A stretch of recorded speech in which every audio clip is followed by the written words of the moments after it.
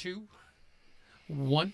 Hey everybody, this is John at Ubaldi Reports, the one website that provides fact, not fiction, on issues facing America, whether internationally and domestically. And tonight we're going to talk about what's in the news is inflation surges, especially after yesterday's consumer price index came out, was worse than the economists had expected. They were expecting about 8% to as high as 8.1% from a year ago. Mm-hmm. Well, it jumped all the way to 8.3, and when that went up, that means the market cratered, dropping about 12 to almost 1,300 points, because now they're fearing the Fed is going to be more aggressive in raising interest rates. So they're looking at maybe a 0.75% increase to a full percentage point next week's when the Fed meets on the 20th and the 21st. So we'll have to see what happens. But there's a lot of headwinds coming up. Well, On Friday. Well, John, I got something really important to tell you. I lost my job. So we're going to go ahead and we're going to have a big old party. There you go. Because I think that's what we're supposed to do now, is we're supposed to celebrate some kind of defeat or some kind of... I mean, that's interesting you bring it up. And I talked to a friend of mine who's a demographer who tracks trends, and he's a PR expert. He did a lot of stuff in the media. And we were talking at lunch, and I was asking him, from a PR standpoint, what did you think about this Biden victory party in the Rose Garden? He said it was basically the man is tone deaf. When it was like, you're telling me at 8:30 Eastern Standard Time, this inflation report comes out and the market cratered. It was dropping. By the time 11, it was down almost 700 points. Yeah. And you're going to have a victory and state how great the Inflation Reduction Act is? So if I may, maybe the White House definitely knows when the numbers are coming out, right? They do it. Okay. Everybody knows when the numbers come out. And planning this party, they would know that they're going to get the inflation report numbers out. It's going to be good, or so they think. And you're like, we're going to have a party to celebrate, say, this is what the Inflation Reduction Act is doing. You know, they could like right on that. So is it at all possible that it just blew up in their face? I think so. I think because everybody knows when it comes out. You can go well in advance. They give the dates well in advance. And I don't mean just a month. They go months in advance. They know when the dates are coming out. Mm-hmm. I think they started to believe their own rhetoric. Yeah. And they saw it came down a little bit for July. Hold it.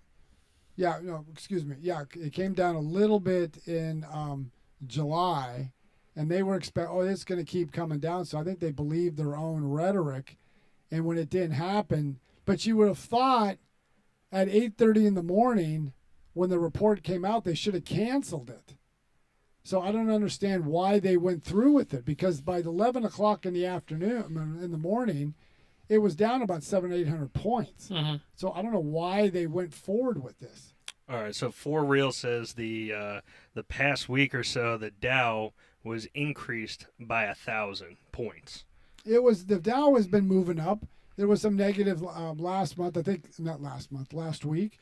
I think it was going up because I think the Wall Street was anticipating that this was going to be inflation was easing, and I think they also believed the rhetoric coming out of the White House that it was easing, and I think they got caught up into it and they got blindsided, and now the Fed is going to have no choice but to raise interest rates, and some of them are thinking it's going to be at least a 0.75% to almost a full percentage point this month, next month, and all the way through December. Now, Larry Summers, who was the Treasury Secretary for Bill Clinton and the senior economic advisor for Barack Obama, he's predicting or thinks to get inflation under control, you need to get the unemployment rate up to 7%. Well, that means you're losing, I think they stated about 6 million jobs. Mm-hmm. So there's going to be bite. But now we're seeing it. So also, I was looking at what I guess his name, DC Daddy. Yeah, DC Daddy says legislation takes about 6 to 12 months to take effect. All this supply chain issues.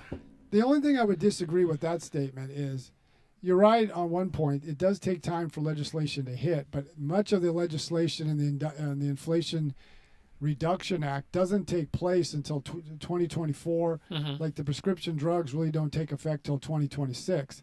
So when they asked the president, they asked Joe Manchin a week or two ago, and then they asked a couple Democratic congressional leaders, when does the inflation take hold? When are they going to see immediate effects? And they had no answer because nothing really takes effect for another couple of years. Yeah. So conservative hunter, I don't know if he's hunting conservatives or Conservative Hunter 50. Yeah, well, anyway, he says, what he's saying is that the Union Railroad is possibly going on strike too. Now, there's various railroads, and he's correct. I'm not sure which one. I can't remember from the article that came out. One of the railroad companies or unions said they want to go on strike. Now, they're waiting to see what the other unions are going to do when they do their own contract negotiations. Yeah. Now, Amtrak said that they're going to limit long distance rail, like from Chicago to California and other places, because a lot of their trains run on the freight tracks. So we'll have to see how this plays out. But this is going to be detrimental to the economy, with many experts say there'll be $2 billion a day lost to the economy. And there's not enough truckers, long-haul truckers, to pick up the slacks, considering we're about 80,000 truckers short. Hey, I thought of a career move for you. Oh, there you go. Would you be a trucker? There you go. Be a trucker. That's what I always wanted to do. That was it. That's your calling. That's my calling. But I mean, like I was talking with your wife out before we came in onto the podcast, where you were doing American Gunslinger, is that she went to the grocery store and she paid about $200 for groceries for what she was buying at that time. Yeah. And she goes, that's more than what I ever had before. Now, Yeah. I talk to people, especially a lot of businesses come into the store. Like last week, I had my truck fixed. So I asked the owner of the garage I took my truck to. So I always ask people, what are you facing certain things? He goes, yes, we're facing supply chain disruptions. We can't get the parts that we need. Our electrical costs have gone up. And this is one of the factors in the consumer price index, is even though gas came down, but fuel oil went up. So that means when we go into the winter months, natural gas, which powers a lot of utility companies, they're seeing their prices go up. And the Bureau of Labor Statistics showed price increases went up across the board. With you see a drop in one or two areas, but almost every segment, every grocery store, every grocery prices, items all went up. Go ahead, Ray. All right, I actually have one from Aaron M.B. Taylor. You think the Fed should raise rates 100 BPS? I think at this point the Fed's going to have no choice. I mean, they're trying to duplicate what they did in the 1970s. The Fed substantially raised their rates, but it took the money out of circulation, and that was the only way to break the back of inflation. And it sent a very destructive recession in the 81-82, and it cost the Republicans, because the Republicans were Ronald Reagan was president then. He lost substantial amount of seats in the House of Representatives. But this time you're going to have to do. The only difference is we didn't have an anti-business president, and you have the Fed can do what it wants, but you're going to have to do some constraint on the fiscal side. We got to stop our spending. And Republicans are just as guilty as Democrats on this, but you have to rein in government spending. You have to take the regulations off business, and we definitely have to, and I know a lot of people maybe not like this next answer, is we're going to have to invest and get the energy companies to get moving. That means you got to get the federal government off their back and unregulate them so they can get back to where we were energy independent before. So do you think that the next president or the next person that comes in, or maybe even this president, can maybe rethink the whole energy issue? Take it back to normal, and then just kind of slow walk us into maybe going green. Because I think if that was like they were trying to just give us a cold turkey kind of approach. What if Biden or any next person that's up in line to be president, would it like, okay, we're going to go green. It's going to take us a while, but we're going to be there eventually. And what we're going to do is we're just going to slow walk. That's giving the energy companies enough maybe way to redistribute their energy. But on that, I would think it would be harder for the Democrats, because President Biden is all in on this Green New Deal, and the Democrats are catering to that progressive wing. Mm-hmm. Even though you have a lot of the Democrats who are, whether in the Senate or those who are in the House, saying that we're more moderate, but they voted for everything that President Biden put forth. Yeah. The American Rescue Plan, the Inflation Reduction Plan, and they pushed a lot of this green energy at the expense of fossil. I think it would be easier for the Republicans, much harder for President Biden. Now, we'll have to see. Let's just say, for the sake of argument, he loses the House and the Senate. Mm-hmm. Does he do what Bill Clinton did in 1994 when he lost the House and the Senate? He governed the first 2 years as a progressive. Then when he lost the House and the Senate, he triangulated to the center, co-opted a lot of Republican values and ideas, and passed a lot of legislation that moved things forward. So he took more of a moderate approach, and that's how he won re-election in 1996. So from what I'm thinking, and I'll get to you in a second, right? What I'm thinking is no, because I don't really think he's running the show. If it was him, then I would say there's a strong possibility that, yes, if he loses the House, he loses the Senate, he's got to play ball with both sides. And I would actually see that maybe us getting closer to unity as a country when that happens, because I would see him kind of maybe mixing it up with both Republicans and Democrats, and then that's just kind of loosening the barriers politically, and that extends to media. The media will kind of trickle down into the country itself. But you make a good point. And before we get to Ray, the point I wanted, when you say he's not running it, I'm kind of wondering what his political instincts are. And the reason I say that, with this whole railroad strike, back in June, there was a presidential, I think it's called the Presidential Mediation Commission or something, to mediate this thing with the railroad strike. What they did is there was a timeline, like a cooling off period. Well, they restarted that. Mm-hmm. That cooling off period, if it was left in place, the 90 days, which is typically the cooling off period in the negotiations, would have put that issue past the November elections. And because they did what they did and restarted it, now it became the end of September, right weeks before the midterm elections. Now you're putting a lot of House and Senate Democrats and those running for these seats. Mm-hmm. Now they got to answer these questions. And that's not a vote you want to make weeks before the midterm elections. So I'm just questioning his political instincts, and that can go back to your question: is who's really running the show? Mm-hmm. Why did this is such a rookie move? You don't make your fellow Democrats, or even if, let's say, if it was Republicans, make hard choices right before a midterm election. Now, Ray, what was the question you wanted to bring up? So DC Daddy 78 said, "Are tariffs keeping Fed rates low and a cash giveaway to the rich inflationary?" I'm guessing you're talking about the Chinese tariffs. I'm guessing. I don't have much. No, on that. that's. I mean, I'm guessing yes. I don't think it's having that impact on that. I think a lot of it is doing with the fiscal side, with spending, and the Fed's only option to rein in inflation is to raise interest rates. Just like if they want to jumpstart the economy, you lower interest rates, but they have to get inflation under control. That means you're going to have to curtail the money that's out throughout the economy and tighten up the money supply. Now, fiscally, the president can do some things.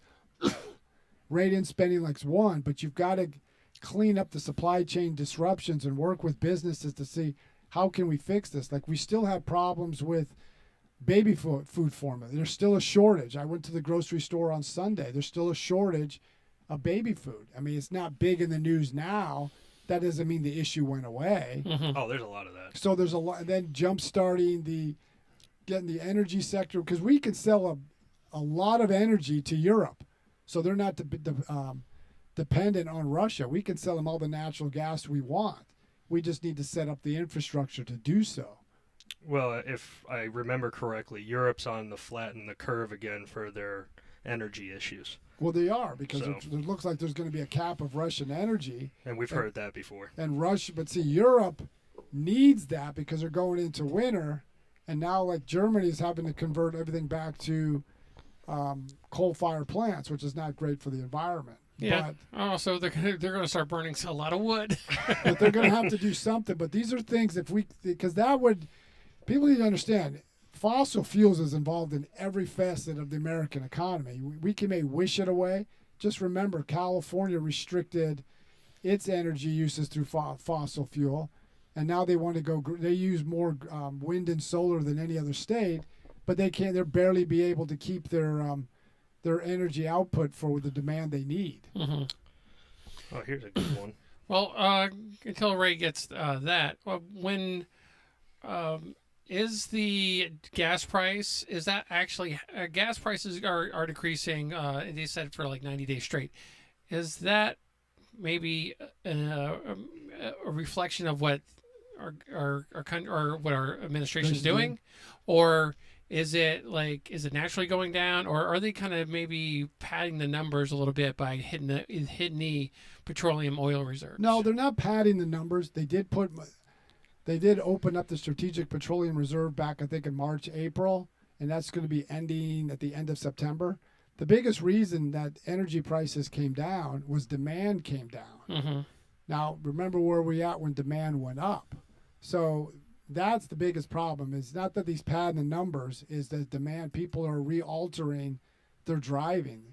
Businesses aren't expanding as much as they once did. So, and then China is not using energy because their economy is starting to come down considerably. Mm-hmm. But if this all changes, now remember, we're at now you're seeing gas come down, but fuel oil is going up dramatically. So the cost of natural gas is much higher now, and it's going to continue to go up. And what's going to happen if the railroads go on strike? That means diesel fuel is going to go up because we're going to need more long-haul truckers to move those goods and services. How does the administration recover from the Inflation Reduction Act, and then it's not doing it? Stock market hit into 1100s, right? Went as low as 1100, and they were kind of like, "Hey, let's party because we did good." What? How can they? Are they just going to maybe ignore this, or are they just kind of maybe redirect what's going on? The only way right now they're redirecting where it's going on. They make it sound like you created all these jobs. Like jobs were added to the, but these were the jobs that were lost during the pandemic. Mm-hmm. This isn't like any new jobs, because remember, we're still, I think, 1.5 million jobs short of where we were in February 2020. Just like the labor participation rate is still a full percentage point and a half below where we were in 2020. Okay. This is not me saying this. This is the Bureau of Labor Statistics saying this. So the way the president can get ahead of this is, one, if the Inflation Reduction Act does work, which is still going to be some time, but once the perception that people's lives are getting better, that's where it's going to be the change. It's the perception. People got to feel that my money is going further than it once was. Okay. Until people that have that perception, it's still going to be a drag on the president and his party. All right, go. So Beach Baby 226 said, what is the government plan to replace the oil reserve? That's a good question. That was one question. And just what she said, Beach Baby 226, is the president, 3 times tapped in the Strategic Petroleum Reserve, twice last year, and then the final one he really tapped into it, releasing 6 million or more barrels of oil for a number of months. That's ending, and he hasn't made any plan to replace that energy. We're at the lowest level in that reserve since 1984. So let's move forward. Mm-hmm. Okay, we're going into winter. Now we're going to go through the winter months. It's going to be cold. We're going to need natural gas. What happens next summer when we get into the peak driving season again? And we're still, we could run out of energy. So that's a very good question, and I haven't heard anything, and I haven't heard anybody ask them, how do you plan on replacing that energy? Because that would be very costly when oil prices, I think, are about around $85 to $90 a barrel. Well, I think we'll just end our little tiff with Russia, and we'll just start buying their oil again. What I'm thinking is, maybe in about 2 years, I think, and then we're going to see a different president. 100%. Whether it's not Biden, it might be the last guy. And nobody likes the last guy, but when the last guy came in, they kind of knocked the crap off. They were just like, don't mess around. This guy's going to go, this guy's on edge. He can go one way or the other, which kind of made him a very, I would think, force to be reckoned with. So what if he just comes? I would think he would probably come back in if he did, if he was elected. I don't want to stir the hornet's nest or anything like that. But, and he would just be like, hey, guess what? Russia, you're done. And by the way, we're going to start buying your oil. And then it'd be up to him to kind of. I just think. It seems like this administration's trying to weaken us one way or the other. I just think they have a philosophical belief that the way to go is this progressive socialistic wave. And they firmly believe that in their hearts, that's the way to go. Even though there's examples, not just in America, the example in Sri Lanka when they went through the green technology, green agenda, and it cratered their energy sector. Now, I know one of the comments here was, would have Iran, I can't think of who said it. Tribe of Dan. What's that? Tribe of Dan. Tribe of Dan mentioned it. Would it be better to utilize Iran or Venezuela as a better partner? The first thing with Iran would use that oil revenue like they did in the past to fund, they're right now giving arms to Russia to use in Ukraine. They're doing instability throughout the Middle East, and they would use that money to further expand their nuclear capabilities and their ballistic missile programs, even though the agreement that President Obama signed with Iran didn't do anything to stop what they were doing. They allowed the ballistic missile. That was not part of the Joint Comprehensive Plan of Action. Mm-hmm. I do want to bring this up because he also did, and DC Daddy, yes, answered it, but the question was, did the Supreme Court rule on EPA lawmaking this summer? And before you answer, we're having a lot of agencies do a lot of backdoor things that also lead to other topics. But for this, we will stay on the EPA. No, you make a good point. The Supreme Court did rule that the EPA overstepped its boundaries or its authority that was given to them by Congress. Mm-hmm. Now, and that was they were saying is everybody needs to get back into their lanes, just like they overruled a Trump era policy of remain in Mexico, because the executive branch can't make law.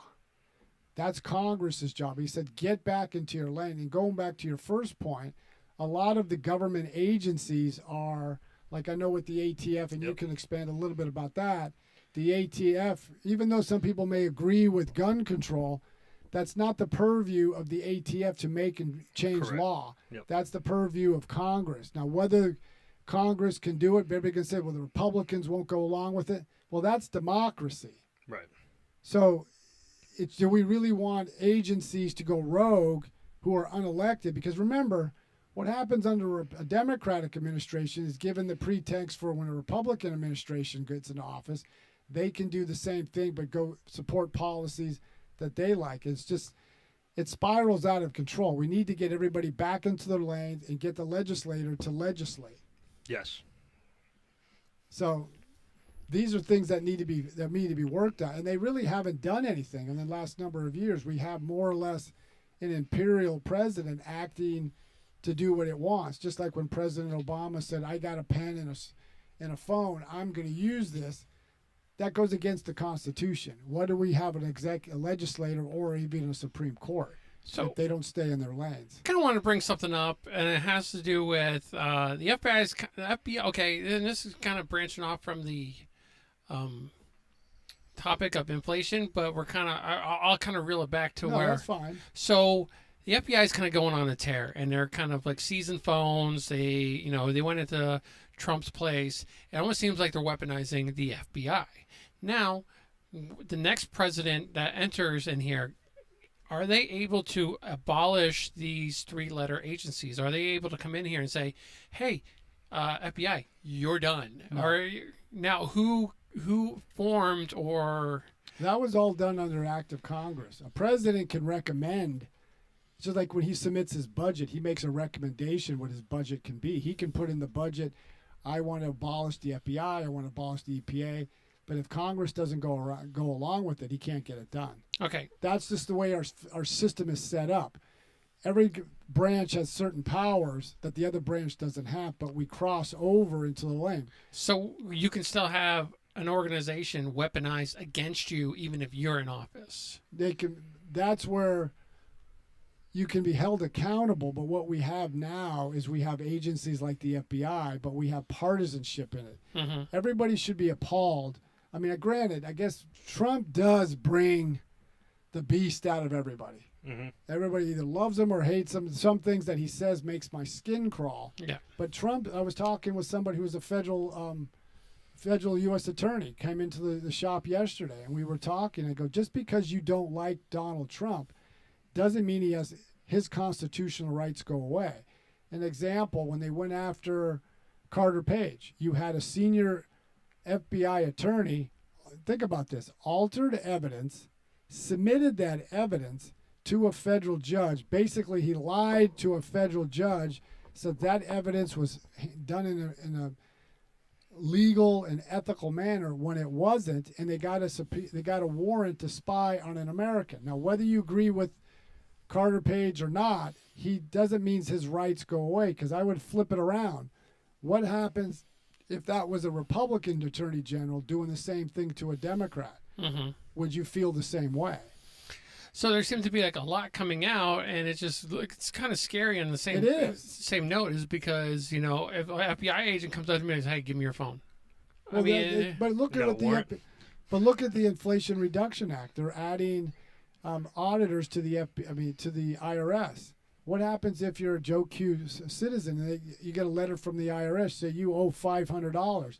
Are you going to have the means to fight it? You're going to have an attorney? Are you going to have an accountant? Most people don't, and they're just going to pay the $500. Is that what we want?